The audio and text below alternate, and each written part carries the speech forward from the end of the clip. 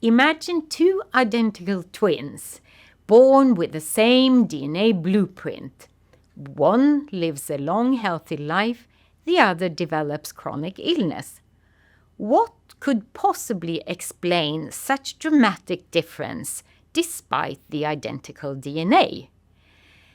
The answer lies in epigenetics, or how genes are turned on and off without altering the DNA itself. My name is Camilla Huse Bondesson. I'm CEO and co-founder of Epigenovo, a company based on research from Uppsala University. Our mission is to enable epigenetic studies to better understand disease development, diagnosis, and therapeutic design.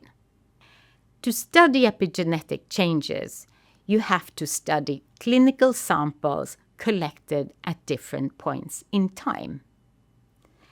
Over 99% of clinical tissue samples are preserved and stored as formalin-fixed paraffin-embedded blocks. This is still the golden standard after more than 130 years in use. But FFPE is a harsh treatment that damages DNA.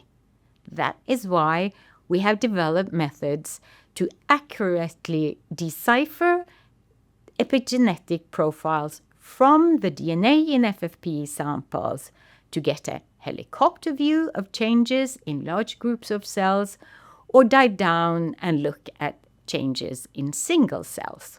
We will offer reagent kits and analysis surveys with higher sensitivity and faster processing times, using less sample material, and for analysis of old archived samples as well as freshly prepared.